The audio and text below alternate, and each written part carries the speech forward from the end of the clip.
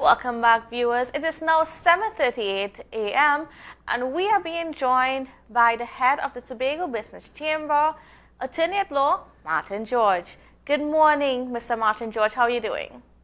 Hi, good morning to you, Candice, and good morning to your viewers in Tobago and Trinidad and everywhere around the world where this program is viewed.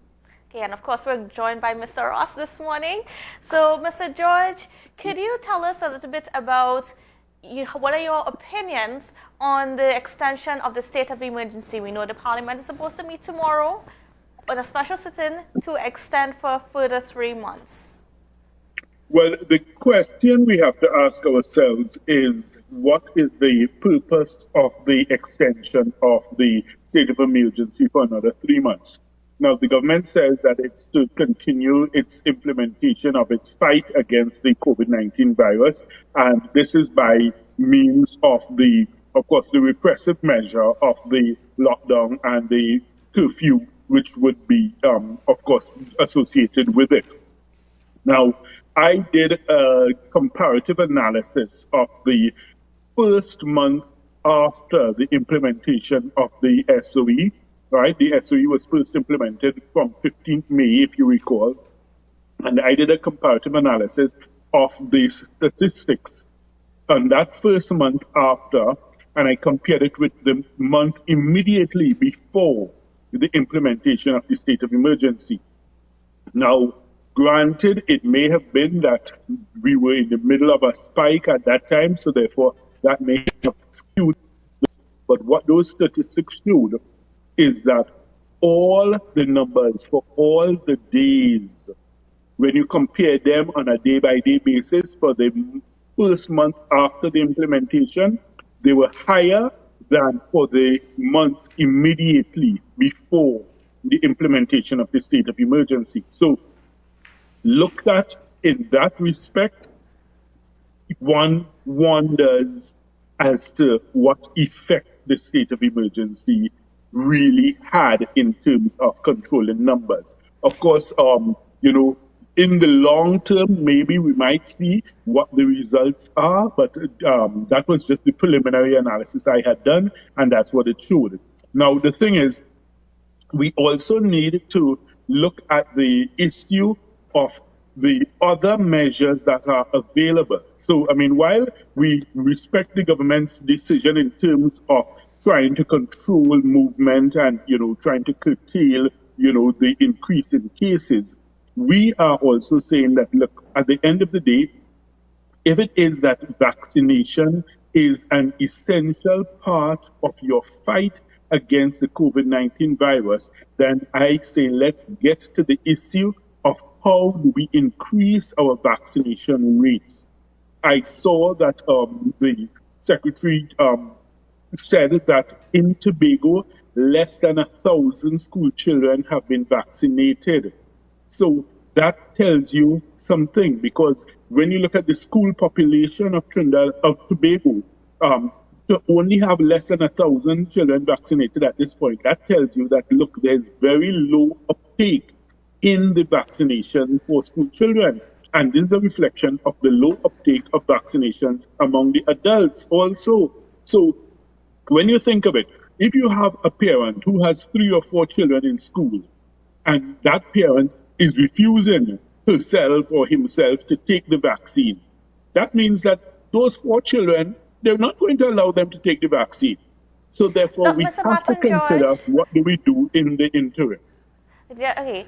I just want to go back to just a little bit. So if we understand you clearly, you are saying that the extension of the state of emergency may not be warranted at this point in time?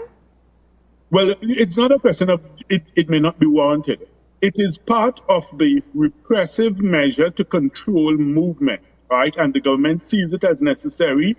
My point is, the more important aspect that we need to focus on is getting our vaccination rate up, because lockdowns and curfews do not solve the problem in the long term. You can't lock down forever. You can't be under curfew forever.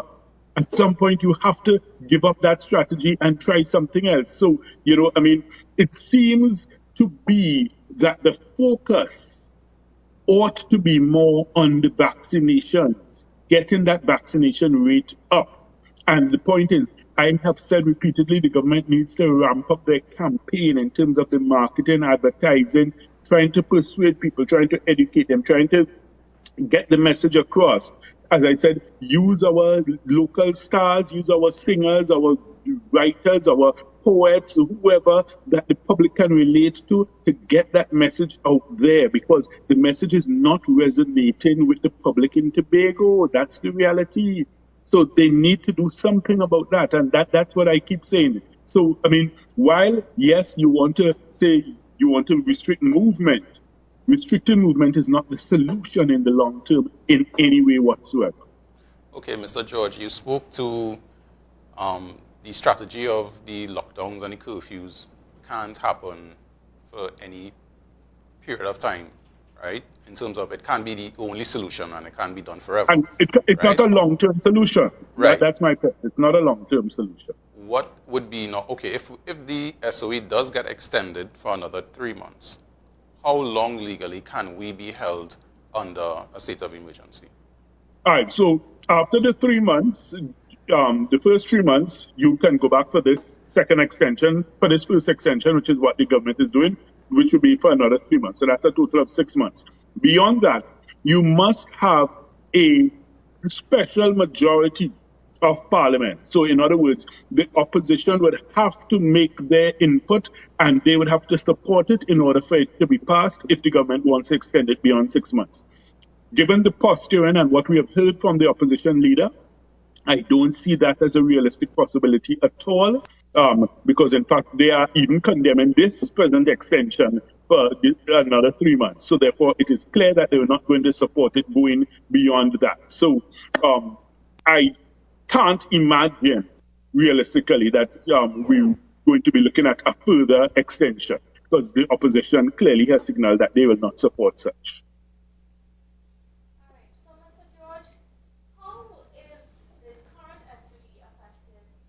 I am not hearing your voice very loudly or clearly. All right, she was asking the question, how is the current SOE affecting business at the moment? Well, all right, so you see the things linked with the state of emergency, it's a question of the curfew hours. And I think that is one of the things that we have to look at.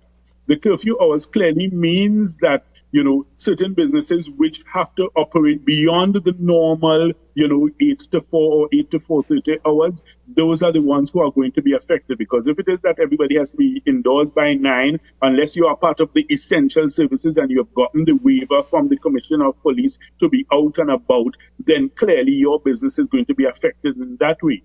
So if you in any kind of, leisure entertainment industry, all those things are going to be affected. Right? Then you think also in terms of the tourism sector. Nobody wants to come to Tobago if it is you can't go out, you can't go and dine, you can't go to a restaurant, you can't go and lime, you can't go in a bar, you can't, enjoy yourself. You have to be, back home by 9 p.m., So therefore, these are things that affect you. You also ask yourself, realistically, any tourist in any part of the world who is planning a vacation, who is going to willingly choose to go to a country where you see that it is under a state of emergency and under curfew? Nobody's going to choose that. So therefore, clearly it's affecting business terribly, right? And then on top of that, you have the restriction of the flights, which I have complained repeatedly about, and I'm going to mention again, and I'm going to ask the Prime Minister and call upon him again to increase the number of flights between Trinidad and Tobago. 3 flights a day is palpably absurd. It is not enough, and it makes no sense restricting the numbers of flights. Restricting number of passengers on each flight, sure. So you have it at half capacity, you have the social distancing, you have that spatial separation. But what's the logic behind only 3 flights? It makes no sense. You are only inconveniencing ordinary Trinbagonians who are simply trying to get between the islands, either for business or for whatever reason they need to get there. Those are the ones who have been inconvenienced, because by the time you put all the essential workers, or if you have a government minister, or even maybe sometimes the Prime Minister and his entourage, and they roll up there with all their security detail, you're talking about, that is almost like 1 flight gone. So you only left with 2 flights, which makes no sense. There's no logic whatsoever that has been advanced and no justification. Nowhere has the government been able to justify this policy of only 3 flights. It makes absolutely no sense because the point is you have the boat running every day with a capacity of 800 people.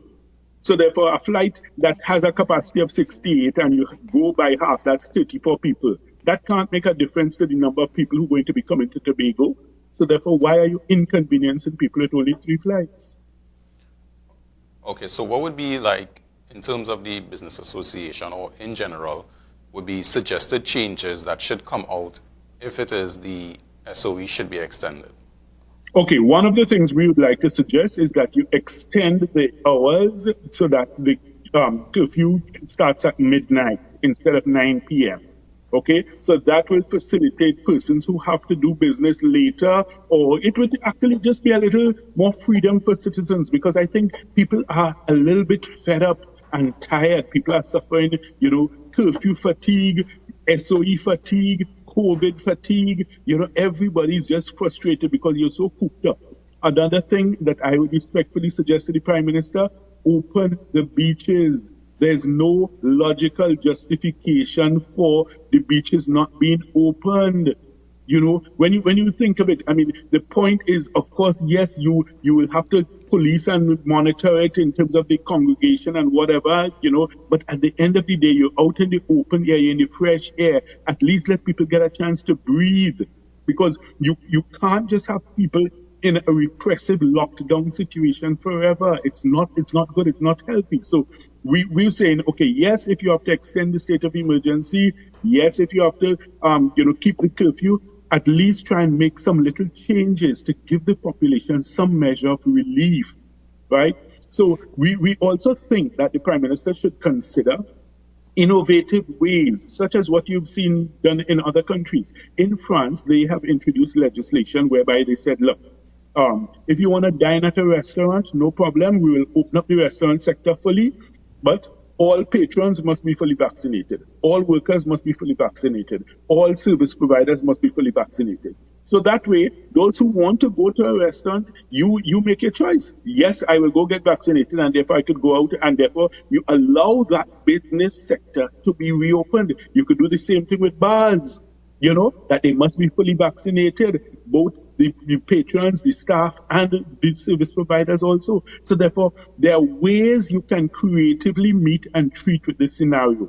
And it's not a question of, knocking the government or complaining or anything of the sort, because at the end of the day, these are unprecedented times. These are challenging circumstances that nobody predicted, and no one person or entity has all the answers, all the solutions. So that's why we're saying we have to be creative, we have to be flexible, we have to be adaptive, and we have to be willing to listen to the ideas and suggestions from all quarters, and then you distill it and try and take the best suggestions and go forward with it as we work our way out of this crisis. Mr. George, when questions were posed to the Prime Minister about opening the beaches and so on, he is of the opinion that by opening the beaches, we would allow gathering to happen on the beaches, mass gatherings and whatnot, which could be clusters for COVID-19 to infect and so on.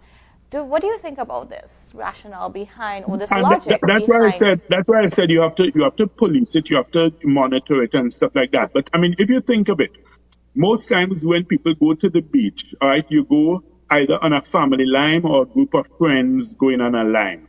If it's a family lime, then these are the same people you gather in with day and night in your house. So therefore, it's no difference if you go with them to the beach. If you understand me, there's no greater risk of spread of anything than what occurs in your home if you're going with your immediate family, right?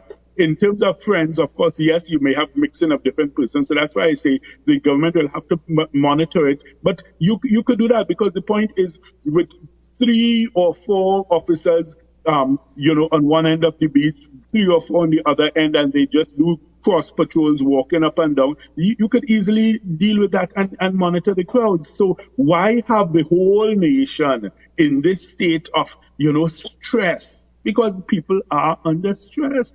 That's reality. The thing is, you have to think in terms of the mental health of people, in terms of how this situation affects them, right? So therefore, if it is you're allowing outdoor exercising, right, then what is the logic in saying that you can't go to the beach or to the river or go to the nature park or do a rainforest tour or walk in the rain, that kind of thing. I really think the government needs to basically allow the population to have a moment, because I think everybody's just waiting to exhale. Okay. Mr. George, can you tell us a little bit about how the business community is doing at this point in time? Well, I mean, I think the facts speak for themselves when you look around. Even though the retail sector has been reopened in Tobago, when you look at it and you hear the reports from business persons, there hasn't really been any mad rush out there to say, well, that people are, rushing out to buy items. So there hasn't been any great volume of sales. Of course, it's really been slow and steady in some cases. And this is a result of several factors, because the reality is that there are some persons who have lost jobs, some persons who have lost incomes, some persons who have been on reduced salaries, that kind of thing. So therefore, the spend isn't there, the economic power isn't there. And then you also have persons who are still cautious and, about even being out and about. So therefore, you have that hesitancy and that fear. And also, given the fact that our vaccination rates in Tobago are still abysmally low, there are those who may say, look, I mean, I don't want to go out and take the chance or the risk of, encountering persons who may have COVID and, contract it. Because the reality is that for a small island, our infection rate has shown to be quite high and our vaccination rate is quite low. So these are the things and that's why I keep saying we have to focus on that, because that is really the solution. A lockdown and a curfew is not the solution. I mean, it may be part of the necessary plan to restrict movement, and as I say, in that regard, we are not going to oppose it. But what we're saying is that the government needs to think beyond that, and don't feel that that is the solution. Don't think that just by coming to the parliament and extending the curfew and the SOE that you could say, well, yes, I have done my part. That's not enough. That's just a repressive measure. You need now to take proactive steps. And that's where you need to now go out there and seek to motivate people, to get them involved, get them to understand the need for the vaccine and get them on board with that. And if that fails, then you may have to consider legislating for it. So my message to Tobago is, and my message to the government is, let's motivate to vaccinate. And if not, then we'll have to legislate to vaccinate. All right, Mr. George, you spoke about, when we were talking about the economy in terms of persons not willing to go into business places to shop and that kind of stuff because of their fear of contracting the virus and so forth. We do have the problem where employees do not want to vaccinate in order to operate. What is your view on that? Well, I mean, and it's exactly what I just said there. I mean, the point is we have to get people to understand, get them to overcome whatever irrational fears or whatever misinformation they may have been fed in terms of this. The point is, the vaccine was not designed to kill black people. It doesn't have any microchip in it. All these foolish phobias that we've been hearing about. That if you take it, you'll be dead in 3 months, and all kinds of nonsense I have heard. I mean, one of the great ones that I found so amusing. Someone posted on social media, and it was something that received several likes. They said, Jesus didn't take the vaccine, so why should we? And I mean, in the face of that kind of absurdity and stupidity, it's really difficult to counteract. So therefore, we really have an uphill task in getting that message out there, So the point is, the government has to ramp up its efforts. They cannot leave it to the private sector to be battling with employees who don't want to take the vaccine. The government has to take the lead. Don't put a business person in that quagmire to also be, you're battling to try and keep your business afloat, you're battling to get sales, and then now you have to be battling with your staff for them to be vaccinated. Think of it, if you working in the health sector, you ought to be vaccinated, because otherwise you are a risk to patients, you are a risk to people coming into the hospital. Look at the percentages that the chief secretary gave us recently in terms of the health sector in Tobago. Only 53% vaccinated. That is really ridiculous. So that means 47% of the nurses, doctors, medical personnel that you come into contact with in the hospital, they are not vaccinated and could be potential carriers of this virus. That's frightening. So we really have an uphill task here in Tobago, and I think that we need to understand the importance of it. I mean, I saw yesterday the Prime Minister did hint that if it is that the rate of vaccination in school children does not reach an appreciable level by mid-September, the government is going to have to rethink its strategy. And he did hint that maybe they might have to consider the question of mandatory vaccinations. And I will tell you, mandatory vaccinations is not a novel or unique concept. All of us have been through it. That's how we all got our vaccinations in primary school, right? Your polio, diphtheria, yellow fever, all those vaccines that we got as children. That is because there is actually law on our books already under the Public Health Act for mandatory vaccinations. All right, Mr. George, on that point, right, we want to stick a pin there. We could come back on that exact point. Viewers, we're going to take a short break. We'll be right back.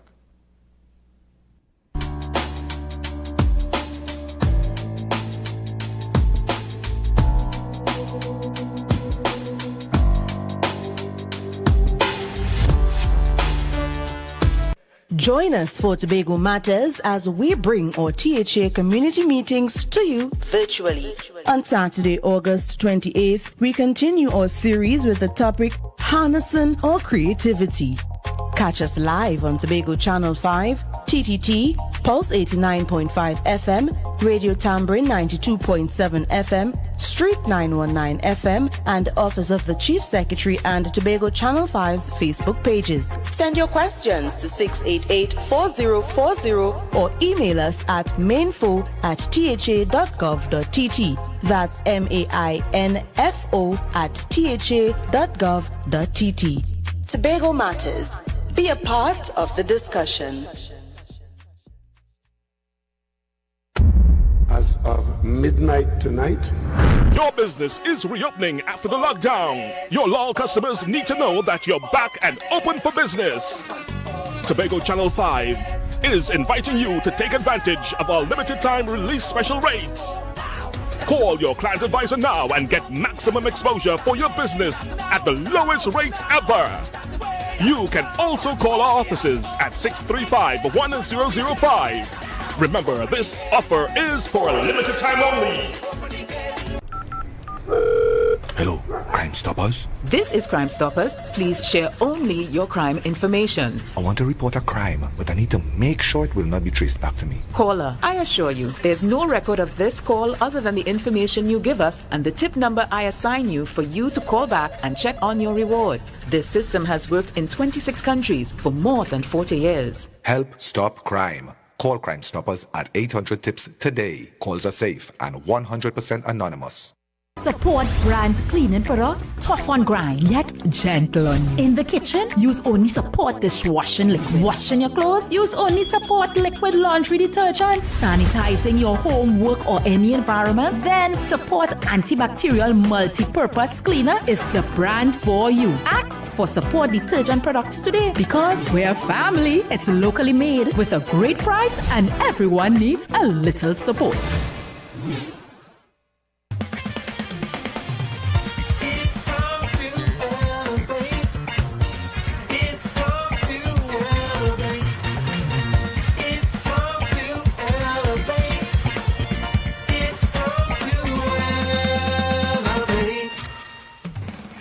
Greetings in the name of Jesus Christ, our soon and coming King. I am Minister Cassandra Powder, here to encourage you to dare to be different. Think the unthinkable, for we serve a God that has no limits, no boundaries. It's time to elevate.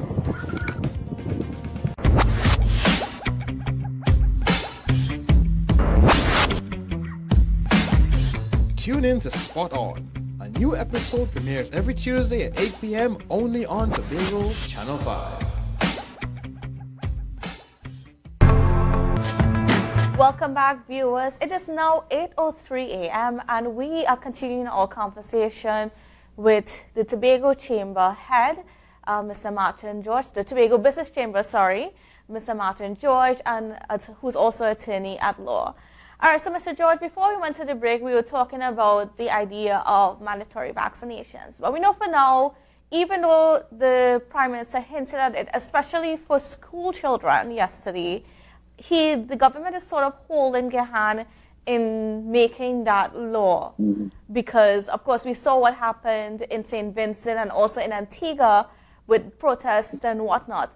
But as it stands right now, vaccines are not mandatory. They are available, but they're not mandatory. For persons that are on contract, what are their rights in regards to whether or not their employer can demand vaccinations of them? All right, okay, so you have the responsibility of the employer, which is to create a safe workplace and a safe environment at work for everyone, and that requirement is under the OSHA Act, the Occupational Health and Safety Act. So you have that on the one hand. So the employer may say, well, listen, I need to create a safe environment for my staff, my workers, etc. Right? And that is to be found in Section 6.1 of the Occupational Safety and Health Act, Chapter 8808 of the laws of Trinidad and Tobago. You see, I always like to share the knowledge and make the reference to the direct legislation and the laws, so therefore we can have something to reference it so we can see that, look, yes, it's there, and this is what we're talking about. So under that, it says it shall be the duty of every employer to ensure, so far as is reasonably possible, the safety, health, and welfare at work of all his employees. So an employer may say, so for this reason, I am asking all workers to be vaccinated. Now, on the other hand, you have the rights of the worker, because the point is the workers also have rights in this scenario. So you may have a scenario where a worker may say, listen, for whatever reasons, I don't want to be vaccinated, and you cannot discriminate against me because under the Equal Opportunities Act of Trinidad and Tobago, right, and you see again, I'm referencing the law, Section 9 of the Equal Opportunities Act of Trinidad and Tobago, Chapter 2203, this provides that an employer shall not discriminate against a person employed by him in terms of the conditions of employment that the employer affords the person. So therefore, the workers now can use this law and legislation under the Equal Opportunities Act to say, listen, you can't discriminate against me because I choose not to be vaccinated. And there's also support for that position from the industrial court, because we had the president of the industrial court, Her Honor Ms. Deborah Thomas Felix, who made it clear that an employer cannot unilaterally change the terms and conditions of the employment contract by inserting a mandatory vaccination clause midway through the process. So in other words, if this was not part of your original agreement for your employment, the president of the industrial court made it clear that an employer cannot unilaterally insert that now as a mandatory term. And we have, for instance, the cases of Communication Workers Union versus National Training Agency, where the industrial court ruled and held that a term of employment cannot be changed or altered unilaterally in keeping with the principles of good industrial relations practices. To alter or change such a term requires discussion between the employer and the worker where there is no recognized majority union, and eventually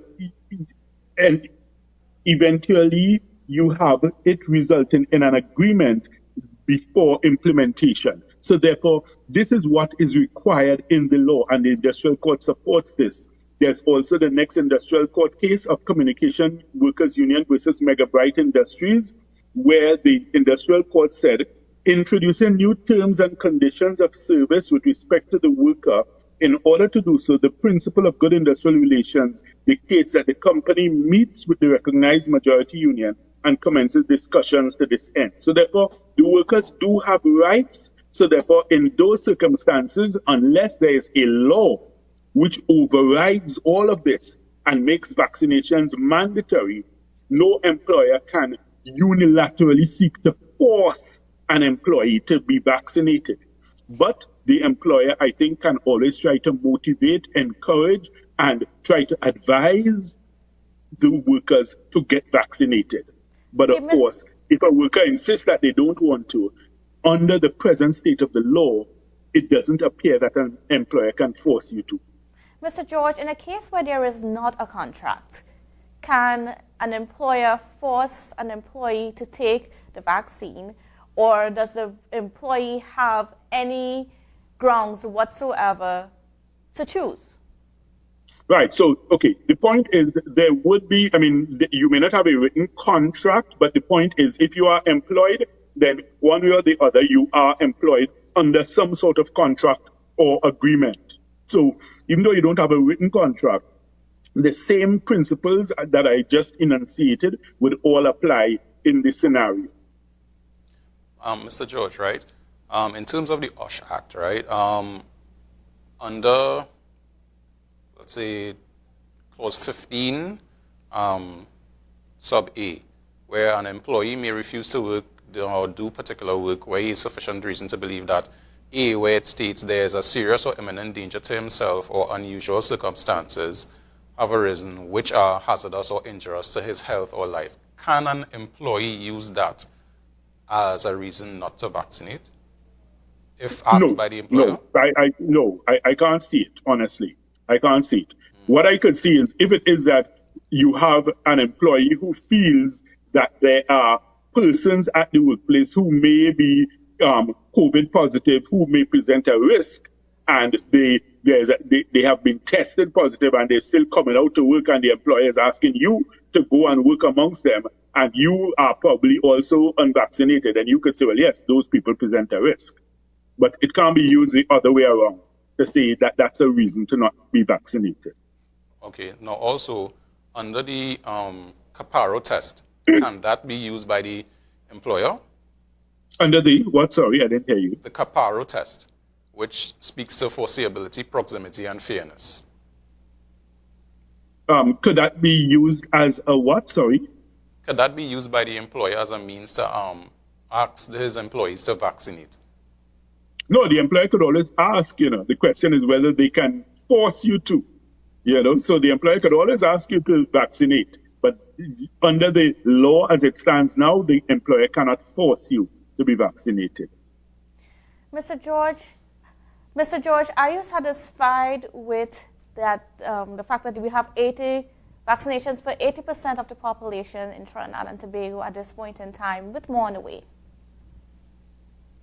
Oh, we have the vaccines. Getting the vaccines is no longer the issue. Remember, a couple of months ago, the issue was that we didn't have vaccines. Now we have vaccines. The question is the uptake of the vaccinations, and that's the problem. And that's why I'm saying the government needs to face that as the issue and understand that that's what we need to deal with frontally. So front and center, the question is the uptake of the vaccines. We have the vaccines, but the point is if people are not willingly taking it or not voluntarily taking it, what do we do next? And that's what the government has to face. And, I take your point in terms of the unfortunate incident in St. Vincent and, of course, the protests that we saw in Grenada also. Don't forget Grenada and Antigua. Yes, right. We saw protests in Grenada and Antigua, right, where people, were against it. In fact, in London, there were large anti-vaccination protests. There were anti-vaccination protests in France, in Italy, and stuff like that. So the point is, it's not without precedent. And I'll just give you a bit of history because, I'm a student of law and history. I like us to look at history and look at the law sometimes for guidance. So in the UK, right, several years ago, when you had the outbreak of the smallpox epidemic, similarly, right, you're talking about in the 1800s, the population there, you had lots of people who were vaccine hesitant, vaccine resistant, even though the smallpox vaccine had been invented in 1796. Right. So, I love to do my research when I come on these programs so that I can share some information and knowledge. So the smallpox vaccine was developed in 1796. But the population in England was resistant. They were fearful. They didn't know what it is. They didn't know what is in it. Some of the same questions that people are asking now, right? And, they didn't know what it will do to them. So you had a large body of the population in the UK who were vaccine hesitant and vaccine resistant. And the government of the day decided, look, it is in the best interest of the population that we have to implement a law. So they implemented in 1853 the mandatory vaccination law for smallpox. So people had to be vaccinated. You didn't have a choice anymore. So the government said, listen, we've given you enough time. We've tried to convince you. You're not listening. The epidemic of smallpox is wiping out the population. We have to take a step. And I think sometimes that's what government and leadership is about. You may have to take a step in the best interest of the population, even despite the fact that they may be resistant. And Mr. that's why George? I told you, just now, Candice, let me just finish this. That's why I told you, we already have mandatory vaccination legislation on the books in Trinidad and Tobago. And I want to cite it for you so that your viewers can hear it, so that they know that it's not something new or novel or outrageous that is being suggested. Under Section 5 of the Public Health, Nursery Schools and Primary Schools Immunization Act, Chapter 2803 of the laws of Trinidad and Tobago, that's where we have the mandatory vaccination legislation that is in place in Trinidad and Tobago all now as we speak, and has been for years. All of us were subject to that. That's how we all got inoculated for all these diseases, polio, malaria, yellow fever, diphtheria, all those things as children. Okay, Mr. George, what is the Tobago Business Chamber doing to promote vaccinations among its members and just people? Well, just exactly what we're doing here this morning. This is one of the best ways of promoting the idea, Candice. And I must say, I will compliment Tobago Channel 5 on having a young panel such as you two, hosting the morning show, because I think it certainly, gives confidence and inspiration to other young persons so that we can see that there's a future for Tobago. And when we have enlightened, informed, entertaining discussions such as this, we can get the message across. And this is how the Tobago Business Chamber tries to get the message across to the population that, look, and that's why I reference the law, so that we can see that it's there under our laws already, that we do have laws for mandatory vaccination. That's why I show people both sides of the coin. I'm always very fair. So I show you the right of the employer, the duty of the employer under the OSHA Act, that, look, he has to create a safe workplace. But I also show you that the worker has rights also, in that the industrial court supports the worker in the sense that they say you can't have a unilateral variation of the contract. So therefore, we have the choices. So I balance the scale and I show you both sides of the coin. But then you also now have the overriding objective, as occurred in the UK when they had to introduce in 1853 the mandatory smallpox vaccination, where sometimes a government has to take a decision and say, listen, for the good of the nation, despite the fact that you may not want it, we see it as the best option, and therefore we bring in mandatory vaccinations. And I therefore also reference our situation in Trinidad and Tobago to show you that we already have legislation on the books for mandatory vaccinations for nursery school and primary school children. Okay, thank you, Mr. George, for the enlightening information that you brought for us this morning. And viewers, that was Mr. Martin George joining us this morning, attorney at law and also the Tobago Business Chamber head. We go to a short break. We'll be right back. Thank you. Thank you.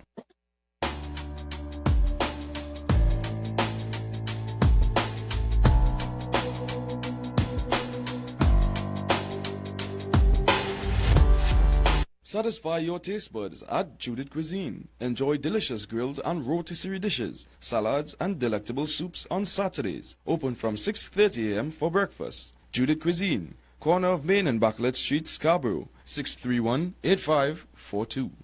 So I see you finally downloaded SEC's Investor Protection app. I'm chatting with the investor bot right now, live and interactive. Really simple to navigate, right? Definitely.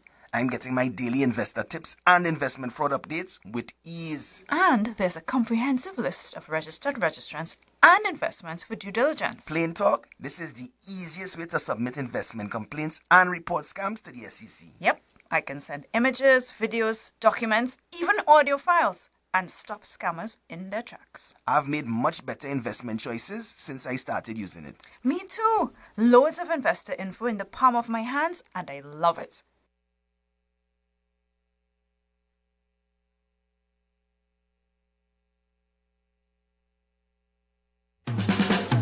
This year, avoid bacteria with cleaning supplies. Made locally superior quality, a family brand you can't deny. Detergents formulated to be better. Fabric softeners make laundry the brighter.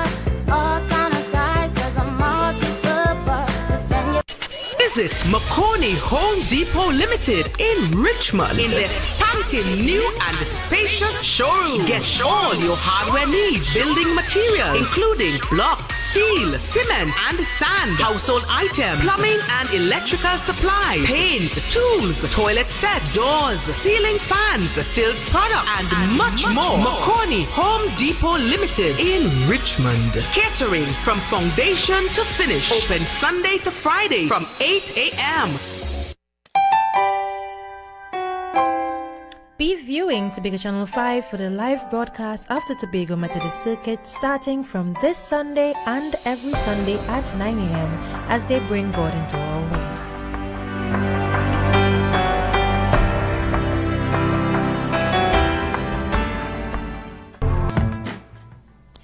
Welcome back, viewers. It is now 8:20 a.m. and our phone lines are open. So you can join in on conversation. The numbers are up on the screen, 635-1005, 635-1412. So Ross, as we were speaking just now with Mr. Martin George, like he brought up Grenada as one of those places that had some protests. And as we know, well, I don't know if the public might know, a couple of weeks ago, Grenada had what would be their normal carnival. It would have been carnival season. Right. So the Prime Minister had outlawed any kind of celebrations and stuff like that for the carnival season. However, we had some pockets of the community in Grenada decided that nope, they wanted to take part, they wanted to have their carnival, so they had their jab celebrations like normal throughout the streets, and you know what? And there was like no one stopping them. There was a fine actually if you were taking part in it, and persons were saying, you know what, it's worth the fine to go and jab. But now we see recently in the last few days, the Ministry of Health across in Grenada was calling for persons who took part in those celebrations to come forward for COVID-19 testing, as they are realizing that some cases have been spreading, were spread in those celebrations that took place a couple of weeks ago, and it's coming up and increasing their numbers across there. So basically, the Grenadians jabbed the wrong jab. They jabbed the wrong jab, right? And you know, I mean, like I said, this is a complication that we're facing throughout the Caribbean, where, well, and not just the Caribbean, the world. I mean, we're tired. Yeah, well, it speaks to what Mr. Martin George said. Mm-hmm. People are frustrated. You know, when it is you're accustomed to a culture of freedom, movement, events, parties, you know. Just gathering, basic gathering. I mean, as you can remember some years ago when a storm was supposed to hit Trinidad and Tobago. And there we have on the screen some shots of protest actions in Grenada. That's only one jab rule in Grenada, jab. Jab, you understand? Yes. And as I was saying, you know, at some years ago, a storm was supposed to hit Trinidad and Tobago. And when the call was for persons to secure the premises, stay safe, you know, the routine requirements of when we have the rainy season. I think work was let off at half day because of the weather system that was forming and everything. Mm-hmm. People took to the bars and they took to the surf rather than going home. Mm-hmm. So when it is, we are a people that we kind of celebrate almost everything, right? We are definitely frustrated. Oh, yes. And I know, I mean, even Okay, we have a caller online. Good morning, caller. Good morning, caller. Okay, we seem to have lost that caller. And we saw over the weekend, I mean, this weekend, of course, was Great Race. And I think there was this picture that was going... Okay, caller is back. Good morning, caller. Morning. You hear me? Hello. Good morning, caller. Hello? Yes, morning. Okay, they were not able to hear. Rick. Okay, good morning. Yesterday, my question, there was a gentleman that gave a feedback. And I am asking the question, why question shame people? Why question shame researchers? Aren't we Homo sapiens? When I went to the community college, Dr. Murray taught us that we are thinking people and that we must think critically when he lectures. He doesn't want you to ask a question while he's lecturing. You may ask a few after, but then you have to do your research. And this is the education, and this is what Dr. Bob was referring to yesterday. Being able to think critically, research, do your didactic and deductive thinking, and present a document. And we even had debates and so on. So all the hullabaloo that is going on around the coronavirus, imagine it started with jump from Wuhan, from animals to human beings. And then it was a virus that was surface-borne. And then it became, by 2021, it became airborne. You know, and they keep switching the script. Then the recent part when they came in and talk about vaccinate everyone, but you started with the senior people, and then you switch, and you say children not supposed to wear masks, and then a certain age could wear. It's just jumbled and confused. Dr. Fauci Thursday on the Florida news, he said things are getting better, at the same time they are getting worse. Duh. Come on, are we fools in this place? What we went to school for? Teachers who are out there, what have you all taught us? Lecturers, what have you all taught us? Why were we educated? Isn't for such a time as this when there is so much bantering in the atmosphere about something that you want to put in our body that we are not comfortable with? 1 minute you're telling us it's experimental, and next minute you're telling us that, okay, you got the right. But then the same, whatever applies to the experimental also applies for what you say is authentic. Come on, we are not fools. We are godly beings created in the image and likeness of God, and you all must respect people because you all want to be respected. I'm not speaking to the two of you there. I am speaking in general to the persons who are pushing and forcing an experimental /trial injection into the populace. God help us all. Love you guys. Bye-bye. All right, thank you. Thank you very much. I mean, going back to what was taking place over the weekend, right? We saw, there was this picture that was going viral, about Great Race back in 1997. And it's this picture of Storby, and there was lots and lots and lots of people because it was an aerial photo. But then we also saw, I think it was over the weekend, Castara often, I mean, we remember we had Officer Piggott yesterday speaking about what happened in Castara on the seas yesterday. And also people trying to gather on Cotton Bay. On Cotton Bay, 150 people. I think 3 of them were able to be charged yesterday in at the courts, at Scarborough Magistrate Courts, But, I mean, because these people are like, we don't want to stay home anymore. We want to get out. Yeah. And it is a reality. I mean, and while we are being told that we need to stay home and so on, I think that conversation needs to be balanced with the fact that this is going on way, way longer than anybody is comfortable with. So we need to find a way to live within this situation, have a balanced life. I mean, because of course, some gatherings and getting together with people, fellowshipping with people, that is a form of mental relaxation and whatnot.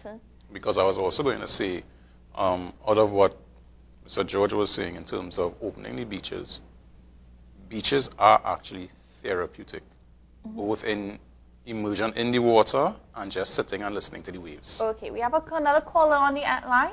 Good morning, caller. Oh, hello, good morning. Can you hear me? Yes, we can hear you. How are you? I'm not too bad. How are you all too? We are great. We're good.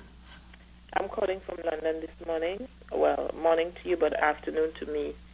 It's really nice to see fresh blood on the program, and I'm not saying that Brother B shouldn't be there, but I mean, it's really refreshing to see that Tobago is in a good place when I see two people holding their own so well, right?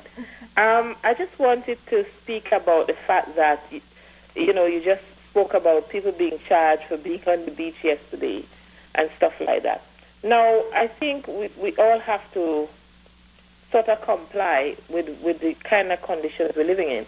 But also the authorities need to understand that people are very, very overwhelmed, very stressed, having to be cooped up as we all have been cooped up around the world. Now, with regards to London, we stayed in a lockdown for a long time, but I don't think they ever stopped us going onto the beaches too much and coming out to get fresh air and things. And I think they need to really address the issue of people having the opportunity to go to the beaches. There must be some sort of rule in place, but not to totally stop them, because they need to get out there and get exercise. And I mean, if they can get onto the beach and do social distancing, they should still be able to do that. But it can't indefinitely mean that people are being told, look, you can't go to the beach, and then when you do go, they are being charged. They have to find a way to address this issue, because you can't definitely stay locked up in your house. I know things have reduced somewhat now, but people want to be able to get onto that. That's exercise as well. There must be a way to address it. They need to put something in place to help them to sort of maintain the social distancing rules, but also so that they can be able to unwind and relax in that kind of environment. And that's my contribution for today. And continue your good work. Keep Tobago up there. I'll be keeping my eyes on you guys. Okay, great. Thank you so much for that last comment. And well, unfortunately, that's all the time that we have for this morning, Ross. I was about to sing for the viewers, but maybe another time. Maybe another time. So, guys, on the topic of COVID-19 being the end of our show today, as we would like to reiterate, wear a mask, keep safe distances, and please wash your hands. Do have a great day, and thank you for joining us on Rise and Shine.